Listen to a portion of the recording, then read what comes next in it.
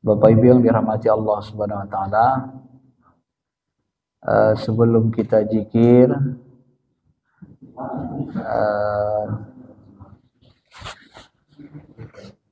pengantarnya, kenapa kita membutuhkan zikir Bapak Ibu? Karena ketahuilah bahwa diri kita ini kan terdiri dari jasmani dan rohani.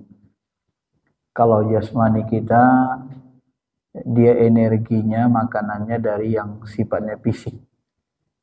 Nasi, ikan, lauk mau, 4 sehat 5 sempurna istilah orang kesehatan, kedokteran. Dan mereka yakin kalau kita makan 5 sempurna terpenuhi, insya Allah jasad fisik kita sehat gitu kan. Tapi kalau ruh kita ini, qalbu kita, dia sehat, tidak kena fisik, energinya, kekuatannya itu bersumber dari Allah langsung. Nah, untuk mendapatkan kekuatan energi dari Allah langsung, maka ruh kita harus terhubung ke Allah terus menerus. Ya. Ibarat hotspot sama wifi-nya harus aktif terus. Nah, kalau hotspotnya Allah Ta'ala itu aktif terus. Iza zakaroni, apabila hambaku mengingatku, maka aku akan mengingatnya. Iza zakaroni fi nafsi zakartuhu fi nafsi. Begitu bahasa Allah. Kalau hambaku ingat kepadaku, kalau wifi dihubungkan ke hotspot, maka tangkap langsung, terhubung. Tapi kalau kita putus hubungan dengan Allah, putus zikir kita, putus energinya. Maka Nabi membahasakan orang yang lupa kepada Allah itu sama seperti orang mati. Orang mati itu kan gak ada energi, gak ada tenaga. Inilah yang disebut Nabi dalam hadis sahih, masalul ladzina yadhkuruna Allah wal ladzina yadhkurun kamathili hayyi wal mayyit. Perumpamaan orang yang senantiasa ingat terus berzikir kepada Allah seperti perumpamaan orang hidup, ya, dengan orang yang tak berzikir persis seperti orang hidup dan mati. Maka kita ini kalau tidak berzikir, tidak ingat Allah, maka Allah memandang kita sebagai bangkai yang berjalan di muka bumi. Malaikat-malaikat pun akan melihat kita seonggok, melihat jasmani kita ini, seonggok jasad mayit yang berjalan di muka bumi. Itulah bahasanya. Maka di dalam fadilah zikir disebutkan kullu ma fid dunya mal'unun, seluruh isi bumi dunia ini terlaknat, dilaknat Allah, dibenci Allah, kecuali zikrullah, kecuali hal-hal yang tersambung ke Allah, mengingat Allah, ya, yang menyambungkan dirinya ke Allah, itu yang tidak terlaknat, dimuliakan. Apa itu? Kalbu kita tersambung ke Allah, ruh kita tersambung ke Allah, kerja-kerja kita, amal soleh kita tersambung ke Allah, mobil kita tersambung ke Allah untuk agama Allah, kerja aktivitas kita, aktivitas hidup kita, inna sholati wa nusuki wa mahyaya wa mamati lillahi rabbil alamin, kita persembahkan ke Allah, tersambung. Seluruhnya terlanat kecuali yang dihubungkan dengan zikrullah. Wa ma yaliq wa ma yata'allaq, semua yang dita'alluqkan atau dihubungkan kepada zikrullah, termasuk ulama karena mengajarkan agama, mengingatkan manusia kepada Allah, atau orang yang menuntut ilmu, ya, wal ulama, para ulama, dan termasuk orang-orang yang menuntut ilmu. Inilah yang disebutkan Allah dalam Al-Quran dan hadis. Maka orang yang hidup ruhaninya itu ditandai dengan ayat yang kita baca tadi, alladzina yadhkuruna Allah qiyaman wa qu'udan wa 'ala junubihim. Orang-orang yang senantiasa ingat Allah waktu berdiri, waktu duduk, waktu berbaring. Berbaring itu kan tidur-tiduran. Nah, pada level yang tertinggi tidur pun nanti kita ingat Allah. Karena ruh kita nggak tidur, jasad kita yang ketiduran sama mata. Nah, saya pernah nanya guru mursyid, yang tertidur apanya? Yang tertidur itu ruh jismani, dia ngalami capek, karena dikaitkan dengan jasad. Tapi kolbu kita, ruh rohani, ruh yang lainnya itu tidak tertidur dia. Maka Nabi mengatakan, ketika ditanya Aisyah, ya Rasul, apakah engkau tidur sesudah tahajud? Kata Nabi, mataku yang tidur, tetapi kolbuku tidak. Ya, maka dalam tidur itu kita pun kadang-kadang mimpi, ketika mimpi berzikir terus ke Allah, ya kita merasa seperti nggak tidur. Yang tidur jasad kita saja. Kalau pengalaman saya pernah tertidur, jasad saya tidur, tapi hati saya ruh saja berzikir aja, melihat langit, berzikir sampai dengan Allah, sampai saya terbangun. Sadar saya baru saya terbangun. Disitulah baru saya sadar, ternyata kata-kata Rasulullah itu benar. Ya, kalau sudah sampai kita kepada makomnya, kita bisa merasakan apa yang dikatakan Rasul itu jadi nyata. Mataku yang tidur, qalbuku tidak. Bapak Ibu yang dirahmati Allah Subhanahu wa taala. Nah, karena ruh kita ini berasal dari Nur Muhammad, Nur Muhammad ini berasal dari nur jatnya, tiupan pertama. Ruh kita berasal dari Nur Muhammad. Nur ala nur, cahaya di atas cahaya. Kita ini sebenarnya hakikat kita adalah makhluk cahaya. Dan alam yang paling mulia itu, Pak, bukan alam nyata ini, alam fisik ini. Alam yang paling indah, paling mulia itu adalah alam cahaya. Maka nanti kalau kita meninggal, itu dibawa ke wilayah yang penuh dengan cahaya. Alam cahaya. Terang. Dan Nur Muhammad kita itu sangat terang. Bersih, terang. Sifatnya cahaya nur. Ya. Kalau dibentukkan dia, kata ulama kita, ya bentuknya seperti cahaya. Tapi melihatnya tidak menyilaukan mata. Nikmat, terang, bersih. Itu kalau bicara kita Nur Muhammad. Semua kita ini Bapak Ibu, diri kita ada Nur Muhammad. Ya. Wa'lamu anna fikum Rasulullah. Arti syariatnya, ketahuilah di antara kamu, dalam kehidupan kamu ada Rasulullah. Arti hakikatnya wa'lamu anna fikum. Ketahui kamulah anna, sesungguhnya fikum, di dalam diri kamu itu ada Rasulullah. Rasulullah itu maksudnya Nur Muhammad. Di dalam diri kamu itu ada Nur Muhammad. Itu tafsir hakikatnya. Kalau syariatnya di tengah-tengah kalian ada Nabi Muhammad, fisiknya. Tapi arti hakikatnya di dalam diri kamu itu ada Nur Muhammad. Nah, itulah tadi yang diciptakan Allah, ruh kita dari Nur Muhammad, ya. Ma'asyiral muslimin, Bapak Ibu yang dirahmati Allah. Qad ja'akum minallah nur wa kitabun mubin. Sungguh telah didatangkan Allah nur, cahaya. Nah, itu Nur Muhammad. Wa kitabun mubin, dan Al-Quran, kitab yang nyata. Jadi Nur Muhammad ini Bapak Ibu yang dirahmati Allah,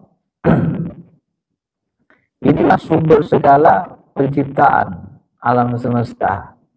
Di dalam teori spiritual Islam, semuanya itu tercipta dari Nur Muhammad. Nur Muhammad, qalam, pena, itu akal. Kalau menurut hadis kan disebut awwalu ma khalaqallahu al-qalam, awwalu ma khalaqallahu al-aqal, awwalu ma khalaqallahu nuru nabiyyika ya Jabir.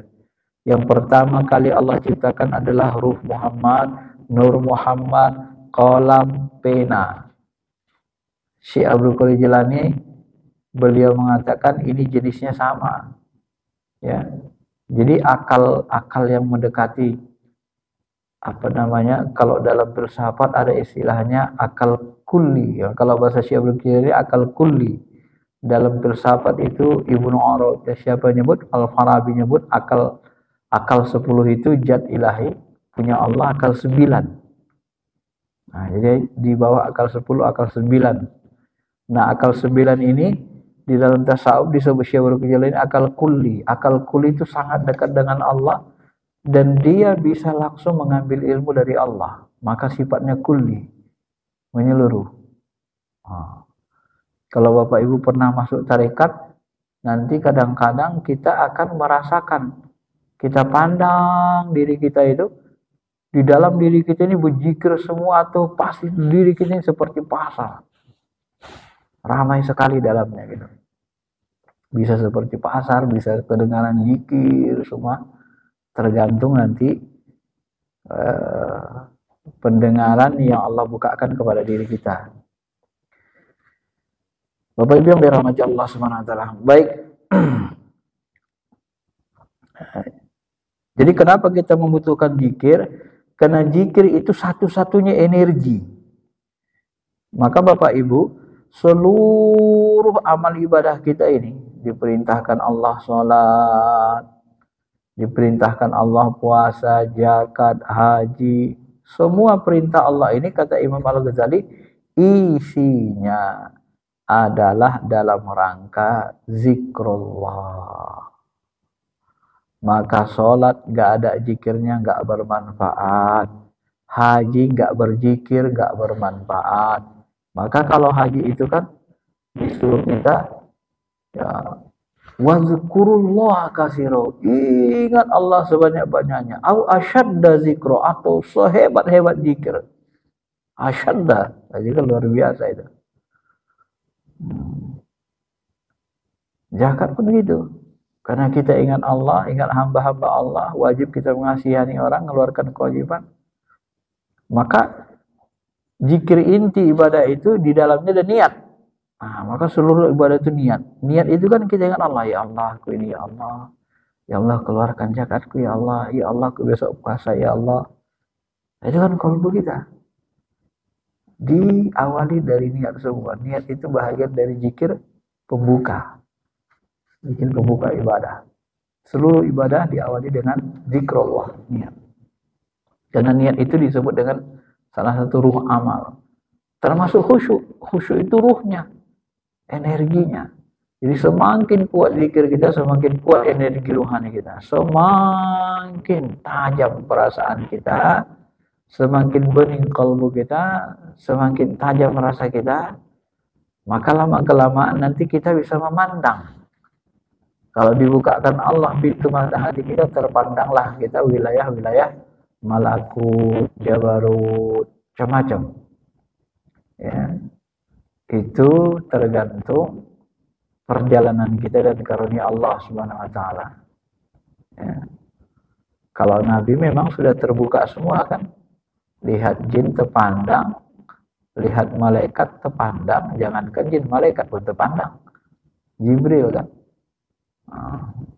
Adapun melihat zat Allah, sahabat berbeda pendapat, ya, sahabat-sahabat berbeda pendapat.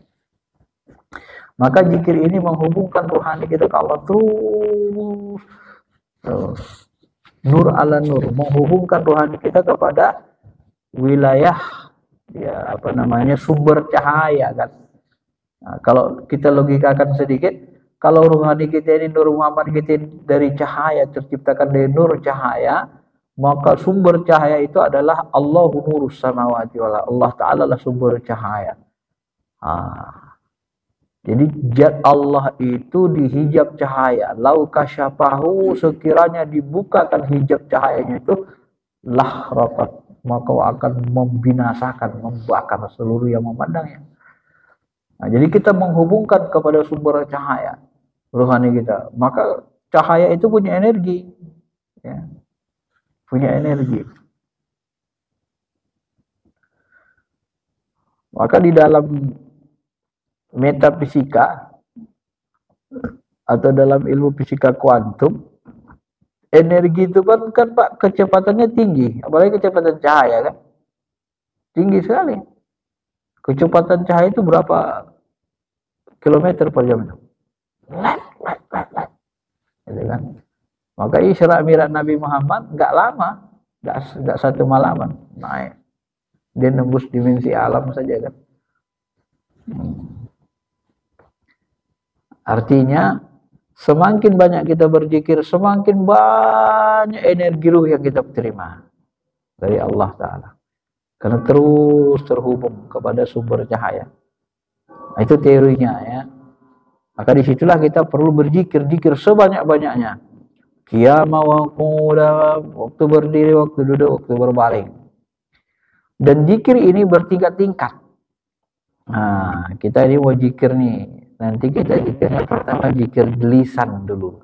Zikir lisan ini untuk jasmani kita. Zikir lisan ini untuk memperdengarkan akal kita, kalbu kita supaya tidak lupa kepada Allah. Dengarkan lewat telinga. Kadang kan Pak gini, orang ajan misalnya, Allahu Akbar, gitu kan. Begitu ajan orang, kita dengar aja ajan itu, tapi kalbu kita nggak ke ajan lagi, kerja aja gitu kan. Nggak ketarik ke ajan itu kan. Kan kadang orang begitu, kalau nggak hidup kalbunya, yang ajan juga nggak hidup kalbunya, jadi ketika ajan nggak ada getaran gitu, nggak ada energi, nggak ada kontak dia. Ya, kenapa? Karena kita pun tidak mengarahkan ke ajan itu, nggak seolah seperti dengar. Nah, ini kan ada orang ngomong tuh, dengar gitu aja kita, tapi nggak ke sana arah hati kita gitu. Nah, jadi seperti angin lalu aja.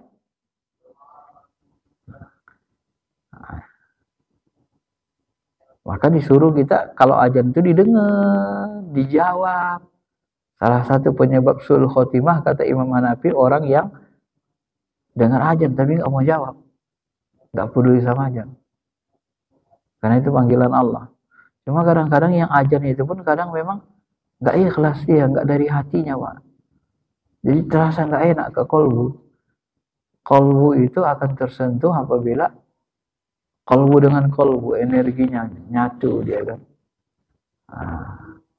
Maka dari itulah kita harus bicara menggunakan hati, berpikir menggunakan hati, berzikir apalagi. Maka zikir yang pertama dengan lisan. La ilaha illallah, la ilaha illallah. Dinikmati sampai ada getaran dalam diri kita. Itu terasa nikmat kali bergetar. Sampai dia hidup getaran itu, merinding, getar gitu ya. Dia qalbu begitu tuh, la ilaha illallah, la ilaha illallah. Nah, setelah itu nanti baru masuk zikir qalbu. Zikir qalbu itu sebenarnya tak ada suaranya. Cuma kalau di Qadariyah guru kita dipancing dia pakai suara. Tapi zikir qalbu itu dirasakan di hati dia. Astaghfirullahaladzim. Atau dia bahasa lain, guru lain menyebut zikir qalbu itu seperti zikir asma. Zikir asma itu kita ketika menyebut nama-nama Allah, Asmaul Husna, terasa di hati kita. Misalnya kita sebut ya Allah, ya Rahman, ya Rahim, ya Allah, ya Allah. Terasa Allah dalam kalbu kita. Terasa terhubung kalbu kita ke Allah. Kita sebut ya Rahman, Ya, nanti share mata kita kan. Ya Allah, pengasih penyayang ya Allah. Itu membersihkan kolbu Pak. Ya, itu pasti nangis kita kalau hidup kolbu kita. Maka Abu Bakar itu kalau sholat dia kan, itu sering kali nangis, terisak-isak aja kerjanya. Nah, ketika disuruh menggantikan Nabi dia sholat, kata Isa, ya Rasul, tak usah lah ya, ayahku itu sering nangis kalau sholat. Saking lembutnya hatinya. Kadang-kadang dari tenggorokannya gitu-gitu terus, nangis terus dia. Kalau itu kita letakkan di kolbu, pasti kita akan nangis sebenarnya. Ya, maka kalau Abu Bakar imam, Umar di belakang, ya kedengaran, terisak-isak kerjanya. Kadang-kadang bacaannya nggak kedengaran, lebih besar suara tangisnya dari bacaannya. Itu pula model Abu Bakar ini. Ya, lagi sholat berimam nanti tak dengar bacaannya, yang dengar nangis, ini kebanyakan nangis. Nah, itu ciri orang yang hatinya lembut. Ya, sama Allah begitu Pak. Nah, cuma kalau sekarang kan dengar orang imam nangis kan jarang-jarang kita Pak. Karena kebanyakan orang hatinya nggak hidup, nggak lembut, dan kadang juga ya malu depan orang ramai nunjukkan gitu kan. Nah, kalau kita sendiri ya terserah saja tahajud. Boleh diluapkan rasanya. Ya Allah, meluapkan rasa rindu, meluapkan rasa syukur, gitu kan. Nah, ini teorinya ya. Jadi zikir jasmani tadi kita rasakan di seluruh jismani kita, zikir jahar. Habis itu baru zikir kolbu kita rasakan di hati, baru nanti zikir ruh. Zikir ruh nanti saya latih pelan-pelan. Zikir ruh itu nanti zikir mandang ruang kosong, cara cepatnya. Zikir mandang ruang kosong ini jarang-jarang ada orang bisa mengajarkannya. Nanti mudah-mudahan saya ajarkan Bapak paham ya. Zikir ruang kosong ini tenang aja kita, luar biasa sebenarnya imannya. Nanti Bapak rasakan kalau sudah hidup kolbunya zikir ruang kosong itu, pantaslah dulu Wali Songo itu kalau berzikir tahan berjam-jam berhari-hari. Kenapa? Kita nggak ngerasain apa-apa. Kita bersama Allah tenang gitu. Bapak pernah lihat orang semedi? Orang-orang biksu semedi itu, ya kan? Kan tahan lama-lama itu kan berjam-jam berhari-hari kan. Orang bertapa, ya kan? Tahan aja ya. Pertanyaannya, dia kok bisa tahan, kita kok nggak tahan? Kenapa? Kok dia bisa, kita enggak? Nah, maaf-maafnya katanya ulama ilmunya tinggi, kalah sama orang-orang biksu zikirnya. Ketenangannya aja mana coba? Kok bisa kalah? Nah, berarti kan ulamanya kalau bahasa Syafi'i tadi ulama jahir. Kalau ilmu kita hanya jahir, Bapak Ibu yang dirahmati Allah, sebanyak apapun kitab yang kita miliki, sebanyak apapun hafalan kita, kata Syafi'i Jilani, kalau kolbunya tidak hidup, tak bisa dikatakan orang alim. Nah, pasti langsung begitu aja dia. Sebenarnya tak layak kita disebut orang alim. Karena ulama itu punya rasa takut ke Allah. Ulama yang benar itu kan hatinya yang iza dzukirallahu wajilat qulubuhum, kalau disebut nama Allah hatinya gemetar. Kan gitu kan?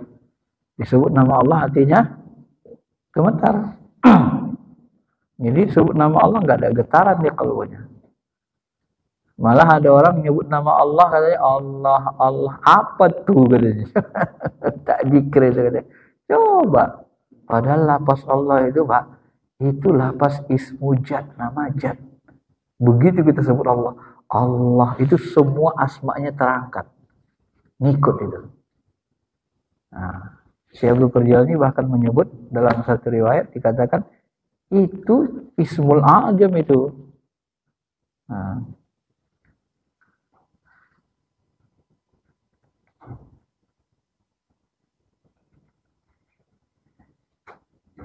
Ismul A'zam, nama Allah yang paling agung. Nama Allah, lapas yang paling agung itu Allah itu.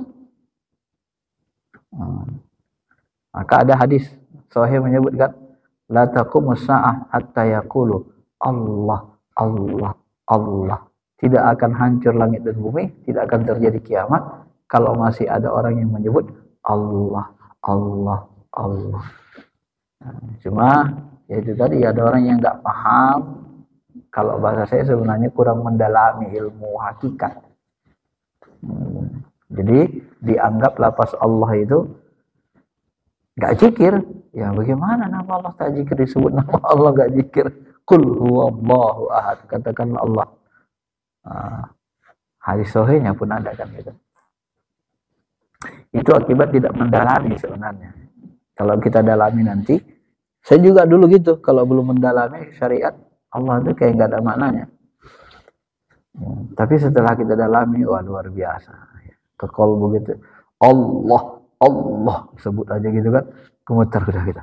Bagaimana nggak zikir? Iza zukirallah, apabila disebut nama Allah, Allah, wajilat qulubuhum, gemetar hatinya. Yep.